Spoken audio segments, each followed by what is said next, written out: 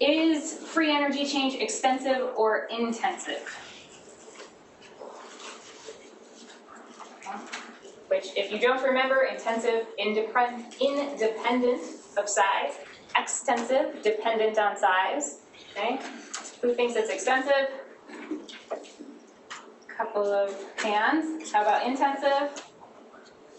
Even fewer or no hands, okay? How about T? Is T intensive or extensive? Intensive. Temperature is temperature, it doesn't matter how much I have. What about entropy? If I increase the volume of something, and I have all the more molecules for my gas molecules to go into, more volume for them to occupy, entropy was going up in that case, right?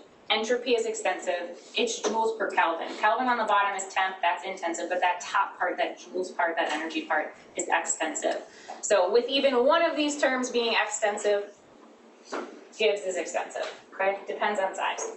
So, this figure we saw before for this like simplified reaction A to B, the change in free energy change for converting 2 moles of A into B is 2 times that of converting 1 mole of A into B.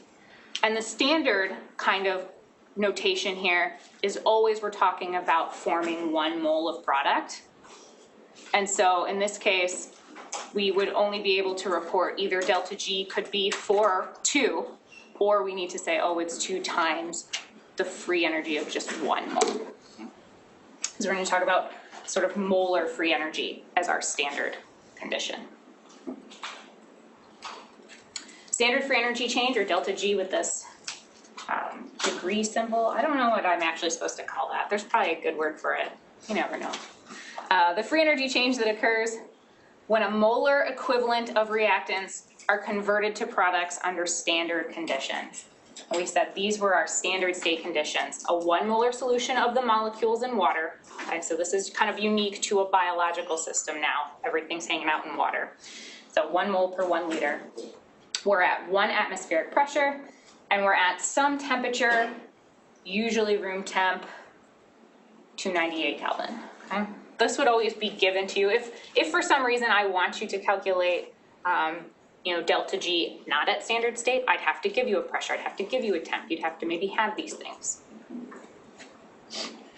One of the things I want to point out is that, and this will become even more potentially confusing next week, if you're currently in biochem, there's a chance they'll define standard state a little bit differently, okay? Especially once we add to standard state what the concentration of water is at and what pH is. Things start to get a little bit,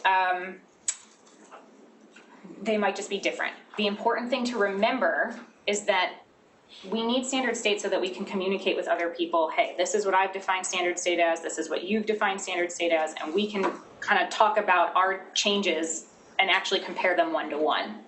And all you would need to do if someone is at some different standard state is, okay, well, let's change the variables in my calculation so that I'm now looking at a free energy change that's at that situation.